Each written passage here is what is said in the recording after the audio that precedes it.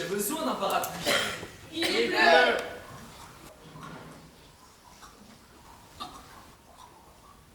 Mais pourquoi il pleut tout le temps? Pourquoi il n'arrête pas de pleuvoir? J'ai un parapluie. Mais lui, non. Lui, il est sans parapluie. Je vois un homme avec un parapluie. Je me demande si les hommes qui ont un parapluie sont sortis de chez eux avant le début de la pluie pour s'acheter un parapluie, histoire de ne pas être pris par surprise au moment où il commencerait à pleuvoir. Les gens à la noble vont dire qu'il faut que je donne mon parapluie à cet homme sans parapluie. Mais dans une vision générale des choses, ça ne changerait rien. Il y aurait quand même un homme avec parapluie et un homme sans. À ceci près que ce serait moi, celui qui se mouille. Je les imagine. Ce sont des mecs qui, par un jour de soleil, ont acheté un parapluie et se sont mis à se promener avec.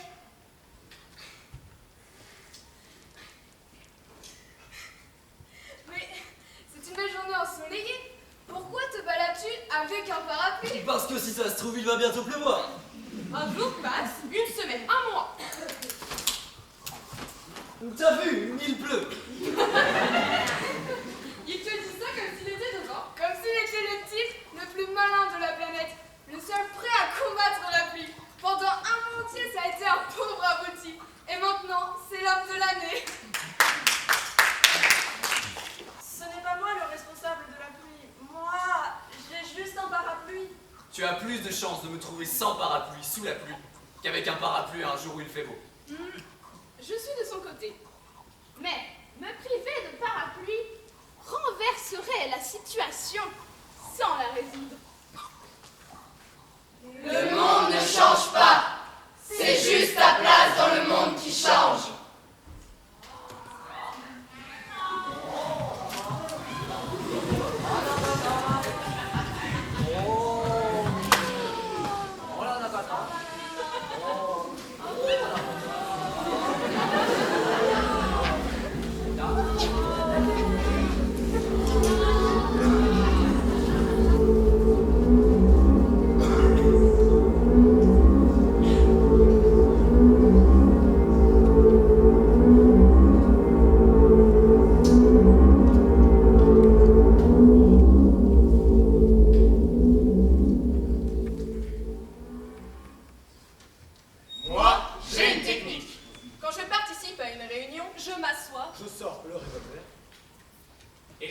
Sur la table.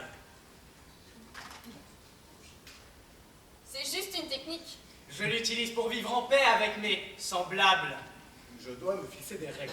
La règle numéro 1, c'est de sortir tout de suite le revolver. Je dois le sortir dès que j'arrive. Il ne faudrait pas que quelqu'un aille penser que si je le sors, c'est à cause de la tournure que prend la conversation.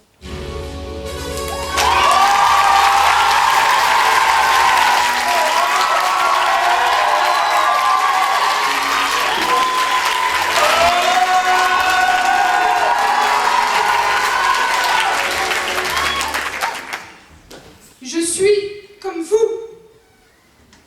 Nous sommes pareils. Je suis comme vous.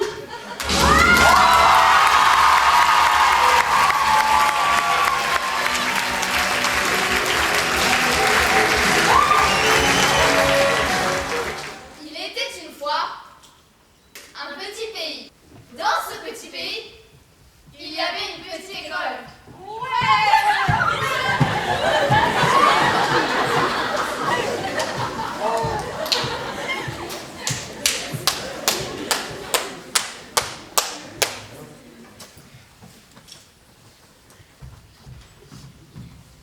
Il fut décidé d'éliminer tous les maîtres qui enseignaient des matières non indispensables. On licencia l'enseignant de langues étrangères.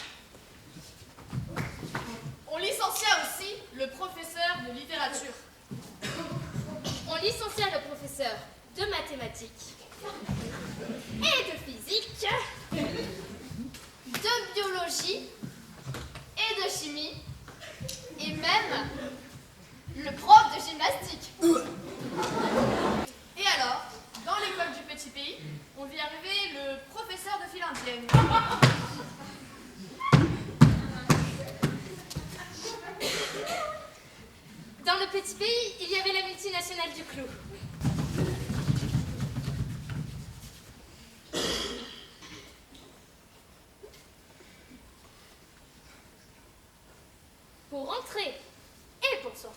cuisine, c'est pratique de connaître la file indienne. Les citoyens du petit pays fréquentaient le stade, le supermarché et l'église. La file indienne, c'est pratique pour se ranger bien proprement à la queue de deux et acheter les billets pour le match. Ou même pour attendre son tour à la caisse. Bip, bip, bip, bip. Ou patienter le temps que le curé vous endostie lors de la communion.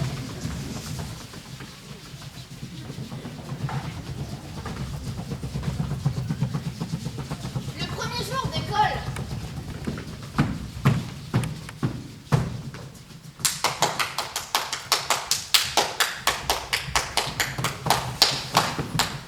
Les enfants, mettez-vous librement en file indienne. Et les enfants se placèrent naturellement en cercle.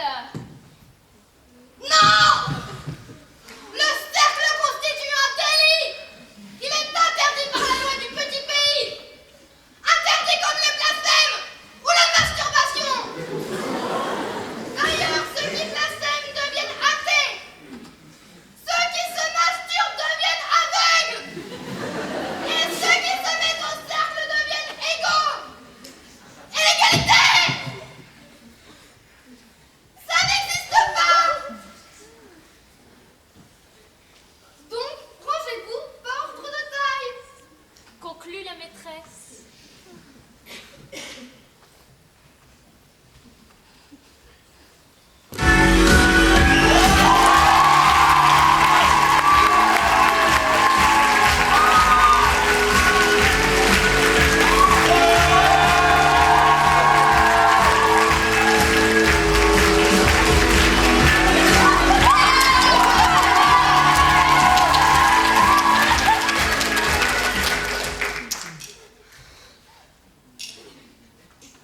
C'est ça, le pays que j'aime.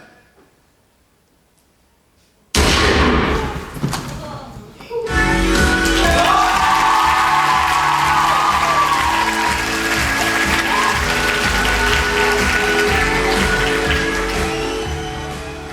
pauvres étaient tellement pauvres qu'ils prirent leur faim, la mirent en bouteille et s'en allèrent la vendre.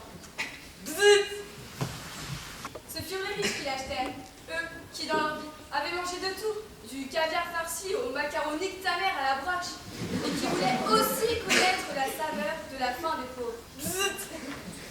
En donnèrent un bon prix, et pendant un moment les pauvres firent aller. Mais ensuite, ils redevinrent aussi pauvres qu'avant. Bzzzt. Alors, ils embouteillèrent leur soif et s'en allèrent la vendre. Ce furent les riches qui l'achetèrent. Eux qui, dans la vie, avaient de tout, du champagne au gros bleu qui tâche, mais qui n'avaient encore jamais goûté à la soif des pauvres. Comme vous dites la révolution et leur insubordination, leur colère et leur pitié, leur révolte et leur rédemption. La révolution est un acte de violence.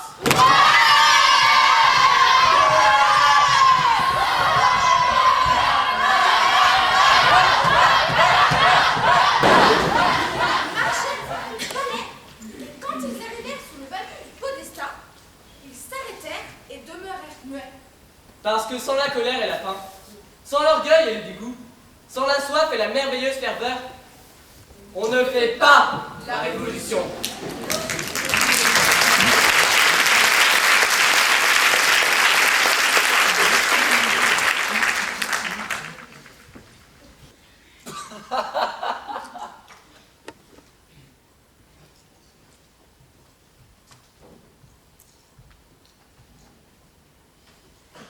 En 1 million d'années, La mouche non plus n'a pas réussi à échapper à l'araignée.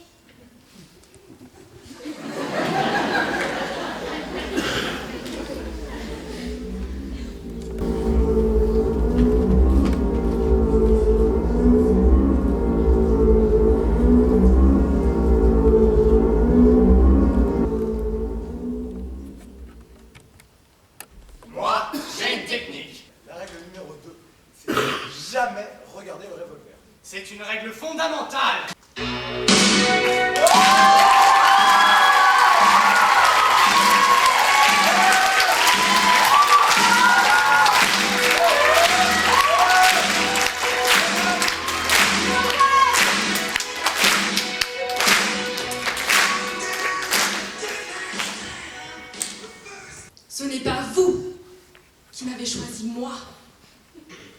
C'est moi qui vous ai choisi, vous.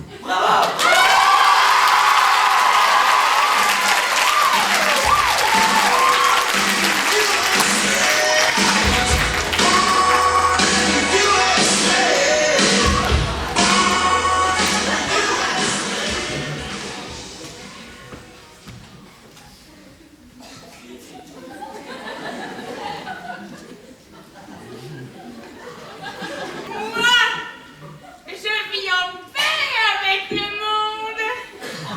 Et vous savez pourquoi? Parce que je plante des clous dans le mur. Oh bah vous allez me dire qu'on peut tous planter des clous dans le mur. Mais moi je vous réponds que moi je sais les planter avec la tête. Et le fait est que je travaillais au cirque.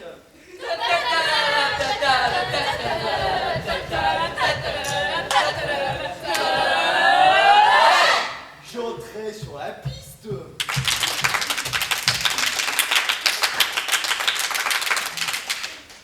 Je posais la pointe du clou sur le mur et je donnais un grand coup de tête sur la tête du clou.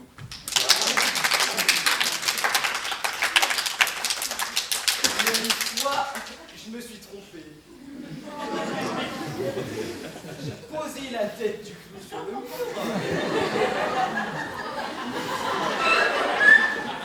Et j'ai donné un grand coup de tête sur la pointe. Et je me suis planté le clou dans le crâne.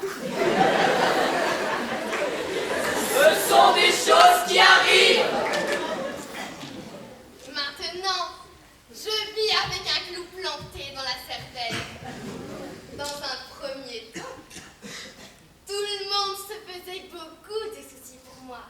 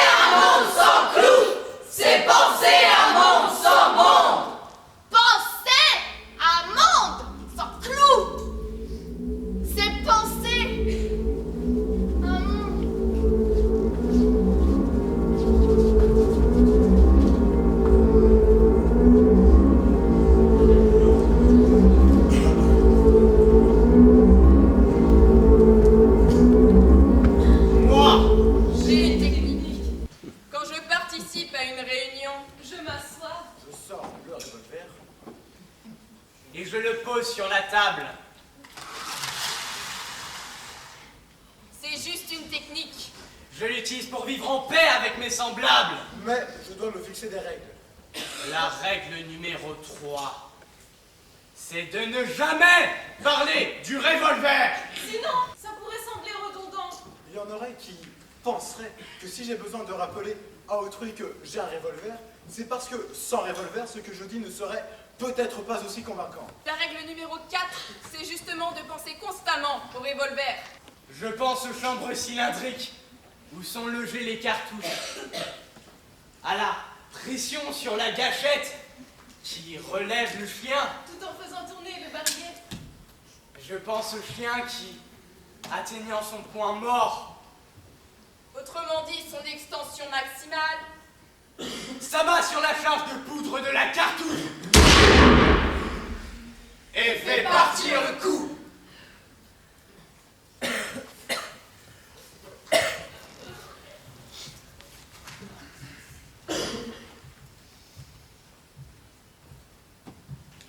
C'est pour cette raison que vous nous regardez comme un tas de silhouettes. Et c'est pour cette raison que vous parlez à main armée.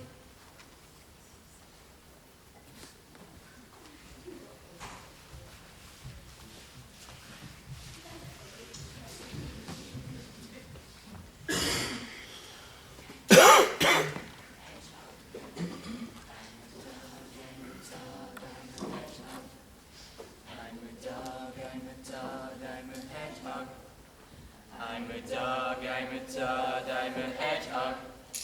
I'm a dog, I'm a toad, I'm a hedgehog. I'm a dog, I'm a toad, I'm a hedgehog. I'm a dog, I'm a toad, I'm a hedgehog. I'm a dog, I'm a toad, I'm a hedgehog. I am a dog. Je suis un chien. I am a dog. Je suis un crapaud. I am a hedgehog. Je suis un hérisson. I'm a dog, I'm a toad, I'm a hedgehog.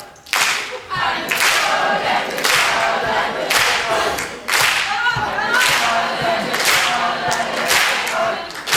I'm a dog, I'm a toad, I'm a hedgehog. I'm a dog, I'm a toad, I'm a hedgehog. I'm a dog, I'm a toad, I'm a hedgehog.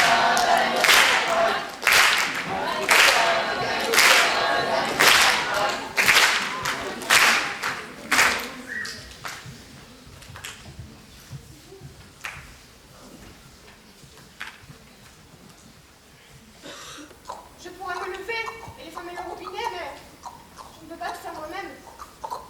L'homme dans sa chambre, il sent ses pieds qui se mouillent et il pense. Tôt ou tard, goutte après goutte, l'eau inondera ma chambre. Le plancher cédera sous le poids de l'eau, mais le plancher de ma chambre, c'est le plafond de la chambre du dessous. Les chambres s'effondreront l'une sur l'autre, jusqu'à ce que tout l'immeuble s'écroule. Et l'eau engloutira les deux chambres.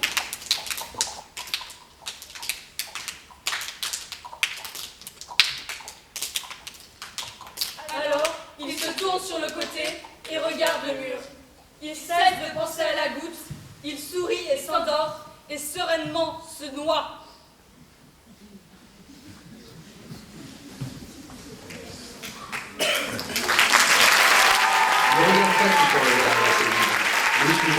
Mais au moins, profite de ces derniers instants de vie. Et puis, tu sens pas la bonne odeur de la pluie?